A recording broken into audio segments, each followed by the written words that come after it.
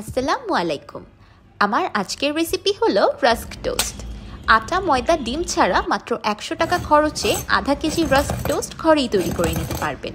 স্বাদে ঘ্রাণে হুবাহু বেকারির মতো, কিন্তু বেকারি থেকে অনেক বেশি স্বাস্থ্যকর।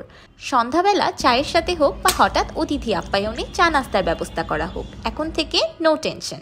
By the way, I am chef Ishika. Welcome to iFood channel. Rusk toast বানানোর জন্য আমি প্রথমেই একটি মিক্সিং জারে দিয়ে দিচ্ছি 1 কাপ বা 200 গ্রাম সুজি। সেই সাথে আরও লাগবে হাফ কাপ চিনি, 1/4 কাপ কাস্টার্ড পাউডার আর 3/4 কাপ লিকুইড মিল্ক। এবার এই সব কিছু একসাথে খুব ভালোভাবে ব্লেন্ড করে নিব। আমি বেকারির মতো স্বাদ আনার জন্য এখানে কাস্টার্ড পাউডার ব্যবহার করেছি। আপনারা ইচ্ছে করলে এটাকে স্কিপও করতে পারবেন, কিন্তু আমি রেকমেন্ড করব স্কিপ না করতে, তাহলে টেস্টটা বেশি ভালো আসবে। ব্লেন্ড করার পর আমার কাছে কনসিস্টেন্সিটা একটু ঘন মনে হয়েছে, তাই আমি আরও 1/4 কাপ দুধ অ্যাড করে দিলাম। তার মানে আমি এখানে মোট 1 কাপ দুধ অ্যাড করেছি। তাই বলে আপনারা প্রথমেই 1 কাপ দুধ একবারে ঢেলে দিবেন না। প্রথমে 3/4 কাপ দুধ অ্যাড করে দেখবেন, যদি প্রয়োজন হয় তাহলে 1/4 কাপ দুধ অ্যাড করে নেবেন। এবার আবারও সব কিছু একসাথে খুব ভালোভাবে ব্লেন্ড করে নিব, যতক্ষণ পর্যন্ত একটা স্মুথ পেস্ট না তৈরি হয়ে যায়। কনসিস্টেন্সিটা ঠিক এমন হবে, আমি আপনাদেরকে কাছ থেকে দেখিয়ে দিচ্ছি। আর অবশ্যই সুজিটা একদম স্মুথভাবে পেস্ট হয়ে যাওয়া পর্যন্ত ব্লেন্ড করে নিতে হবে। ব্যাটারটাকে আমি একটি মিক্সিং বলে ট্রান্সফার করে নিচ্ছি। এবার এটাকে রেস্টে রেখে দিব 45 মিনিটের মতো। 45 মিনিট পর ফিরে এলাম। ব্যাটারটা এতক্ষণে খুব ভালোভাবে রেস্ট হয়ে গিয়েছে। দেখেই বুঝতে পারছেন সুজিটা ফুলে ব্যাটারটা অনেকটাই ঘন হয়ে এসেছে। আটা, ময়দা, ডিম ছাড়া সুজি দিয়ে তৈরি এই কেকটি টি টাইম কেক হিসাবে একদম পারফেক্ট হবে। এবার ব্যাটারে দিয়ে দিচ্ছি 1/4 কাপ রান্নার সয়াবিন তেল। আপনারা এখানে তেলের পরিবর্তে বাটারও ব্যবহার করতে পারবেন। তেলটাকে ব্যাটারের সাথে খুব ভালোভাবে মিশিয়ে নিচ্ছি। তেলটা অবশ্যই ব্যাটারটাকে রেস্ট করার পরে অ্যাড করবেন।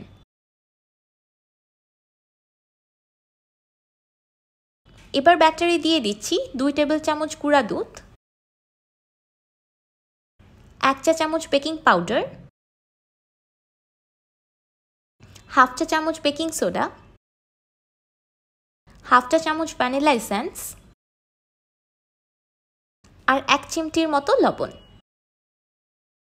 এবার আবারও সব কিছু একসাথে খুব ভালোভাবে মিশিয়ে নিব। আপনারা এখানে গুঁড়া দুধ আর ভ্যানিলা এসেন্সটাকে স্কিপও করতে পারেন। যেহেতু এখানে কোনো রকম ডিম ব্যবহার করা হয়নি, তাই ভ্যানিলা এসেন্স না অ্যাড করলেও চলে। আর গুঁড়া দুধটা আমি রস্কের ফ্লেভারটাকে আরও বেশি ইনহ্যান্স করার জন্য অ্যাড করেছি। যদি বেকারির মতো স্বাদ আনতে চান তাহলে অবশ্যই অ্যাড করবেন, একদম অথেন্টিক স্বাদটা পাবেন। এবার অ্যাড করে দিচ্ছি কিছু টুটি ফুটি। টুটি ফুটি অ্যাড করলে রসগুলো দেখতে অনেক বেশি সুন্দর লাগবে, আর খেতে তো অসাধারণ লাগবেই। আরেকটি বিষয় বলে রাখা ভালো, বেকারিতে কিন্তু ময়দা দিয়েই এই রাস্ক টোস্টগুলো বানানো হয়, কিন্তু আমি আজকে আপনাদের সাথে হেলদি ভার্সনটা শেয়ার করছি, তাই আমি সুজি দিয়ে একদম হুবহু বেকারির স্বাদের রাস্ক টোস্ট বানিয়ে দেখাবো। এটাকে বেক করার জন্য আমি একটি পাউন্ড কেকের মোল্ড নিয়ে নিয়েছি। মোল্ডটাকে আমি আগে থেকেই একটি বেকিং পেপার দিয়ে সেট করে রেখেছিলাম। এবার তৈরি করা ব্যাটারটা মোল্ডে দিয়ে দিচ্ছি। হালকা একটু ট্যাপ করে দিচ্ছি যেন কোনো অংশে ফাঁকা না থাকে। অতিরিক্ত জোরে ট্যাপ করবেন না, তাহলে টুটি ফুটিগুলো নিচে পড়ে যাবে। এবার প্রিহিটেড ওভেনে 200 ডিগ্রি সেলসিয়াসে কেকটাকে বেক করে নিব 35 থেকে 40 মিনিটের মতো। 40 মিনিট পর আমার কেকটা পারফেক্টলি বেকড। আমার টুথপিকটা একদম ক্লিন এসেছে, তার মানে কেকটা একদম ভিতর থেকে পারফেক্টলি কুক হয়েছে। দেখি হয়তো বুঝতে পারছেন মাশাআল্লাহ কেকটা কতটা বেশি ফুলেছে আর কত সুন্দরভাবে বেক হয়েছে। এবার আমি কেকটাকে ঠান্ডা হতে রেখে দিব 15 থেকে 20 মিনিটের মতো। 15-20 মিনিট পর আমি কেকটাকে ডিমোল্ড করে নিচ্ছি। এই পাউন্ড কেকগুলোর কুকিং প্রসেস ওভেন থেকে নামানোর পরও চলতে থাকে, তাই কখনোই এই কেকগুলোকে গরম অবস্থায় ডিমোল্ড করতে যাবেন না, তাহলে ভেঙে যেতে পারে। যেহেতু আমি আজকে এই কেকটা দিয়ে রাস্ক টোস্ট বানাবো, তাই আমি চেয়েছিলাম আমার আজকের কেকটা একটু কম ফুলে, কিন্তু দেখেন আমার আজকের কেকটা কতটা বেশি ফুলে উঠেছে। আর দেখতেই পাচ্ছেন ঠান্ডা হয়ে যাওয়ার পরও কেকটা একদমই চুপসে যায়নি বা একটুও পড়ে যায়নি। আপনারা এই কেকটি চুলাতেও বেক করে নিতে পারবেন, একদম পারফেক্ট হবে, গ্যারান্টিড। এবার আমি আমার পছন্দ মতো পুরুত্ব রেখে কেকটাকে কেটে নিচ্ছি। আমার এই কেকের রেসিপিটা এতটাই বেশি পারফেক্ট যে যেভাবেই বেক করেন না কেন পারফেক্ট হতেই হবে। কিন্তু চুলাতে বেক করলে পানি দিয়ে বেক করবেন না, চেষ্টা করবেন বালু বা লবণ দিয়ে বেক করতে। এবার আমি আপনাদেরকে দেখিয়ে দিচ্ছি যে কেকটা কতটা বেশি পারফেক্ট হয়েছে, কত বেশি সফট, জালিদার আর স্পঞ্জি হয়েছে। কি মনে হচ্ছে কি যে এটা সুজি দিয়ে তৈরি করা হয়েছে?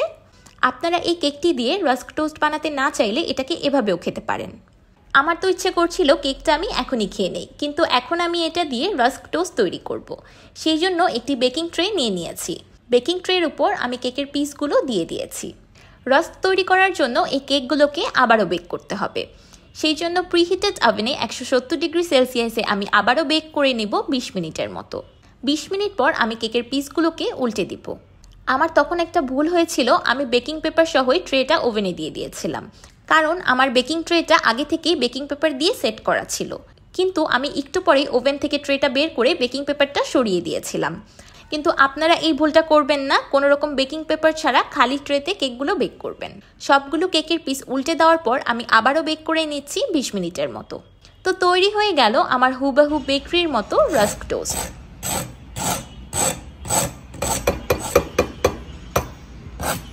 আমার এই রাস্ক টোস্টগুলো বানাতে 100 টাকার মতো খরচ পড়েছে। আর আমি এগুলো মেপে দেখেছি, এখানে আধা কেজির মতো টোস্ট আছে। মাত্র 100 টাকা খরচ করেই যদি ঘরে বেশি মজাদার ও স্বাস্থ্যকর টোস্ট তৈরি করে নেওয়া যায়, তাহলে বাহির থেকে কিনে খাওয়ার কি প্রয়োজন? দেখে একদমই মনে হচ্ছে না আমি এই রাস্ক টোস্টগুলো বাসায় তৈরি করে নিয়েছি, তাও আবার ময়দা ছাড়া সুজি দিয়ে। বিকালের চায়ের সাথে এমন মুচমুচে মজাদার টোস্ট হলে তো আর কিছুই লাগবে না। এই একটি ভিডিওর মধ্যেই কিন্তু আমি আজকে আপনাদেরকে 2টি রেসিপি শিখিয়ে দিলাম, কিভাবে সুজি দিয়ে একদম পারফেক্ট পাউন্ড কেক তৈরি করবেন, আর সেই পাউন্ড কেক দিয়ে কিভাবে রাস্ক টোস্ট। আমার আজকের এই সুজির রাস্ক টোস্ট রেসিপিটি আপনাদের কাছে কেমন লাগলো আমাকে অবশ্যই কমেন্ট করে জানাবেন। ভিডিওটি ভালো লাগলে একটি লাইক দিবেন আর আমার চ্যানেল সাবস্ক্রাইব করে আমার চ্যানেলের পাশেই থাকবেন। আল্লাহ হাফেজ।